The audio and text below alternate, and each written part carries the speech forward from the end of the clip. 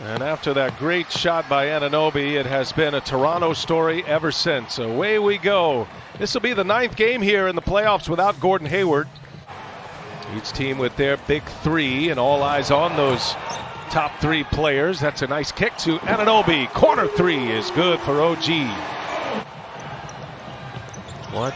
Boston playing well on the defensive end. It's turned into a transition point. To 12 for Boston, a huge factor in that game. It had Brad Stevens' attention, something they addressed between games as Brown gets the friendly bounce. Brown with it. Got Smart running to his right. Gives it right back, and Brown throws it down. Oh, my goodness. Jaylen Brown have come out aggressive tonight. Dunk of the night thus far. You talk about their 38 threes missed. But with the good looks, expecting better results. That's a tough shot. Nice hit over Anunoby for Jason Tatum. Because Boston, like last game, game 4, had a lot of good looks and just didn't make them. But in this game, so far, as Ibaka knocks down a 3, but so far, there's been a big difference in terms of shot quality.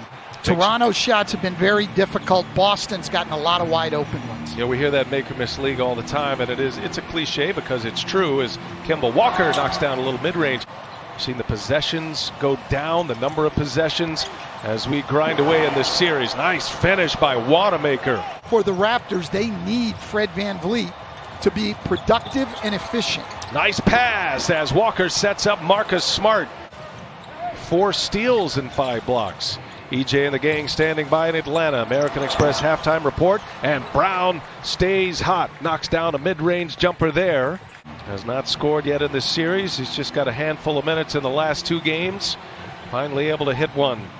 Thomas, the rookie out of Iowa State. Here is Walker, and got it off in time. It goes. NBA did a great job with that feature. Michelob Ultra courtside. There's another nice take by VanVleet. Got to come up with the ball. You can't give Boston second chances when you're down 22 points. Kemba Walker able to shake Siakam.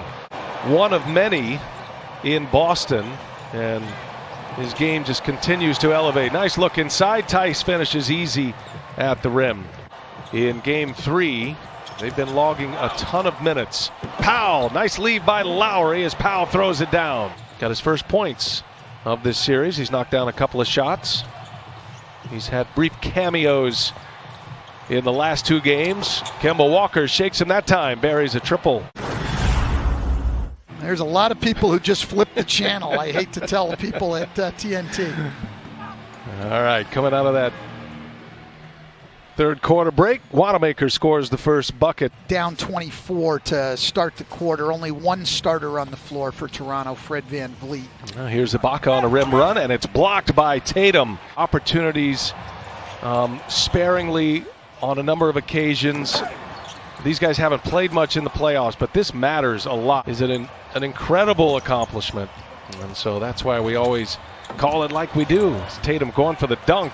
Was met at the rim. His 3 best players still on the floor, and Ibaka goes right up and meets Tatum at the rim.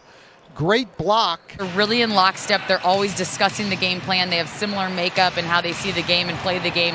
And he said, I think of it as 2 is better than 1.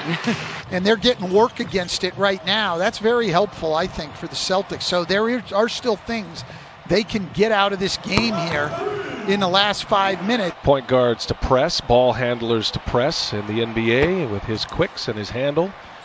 And after Muggsy had gone by P.J. Brown about 10 straight times, and P.J. Brown was an outstanding defender and could really move his feet for a big guy. Coming under the 3-minute mark, we'll have a timeout, and I think we'll see wholesale substitutions at that point. Boston has 6 players in double figures. Brown adds 2 more. He leads all scorers with 27. Rebounded.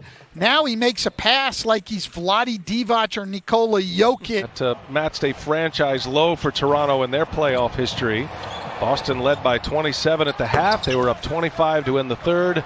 Phenomenal career at Purdue. I was fortunate enough to call a lot of his games in the Big Ten.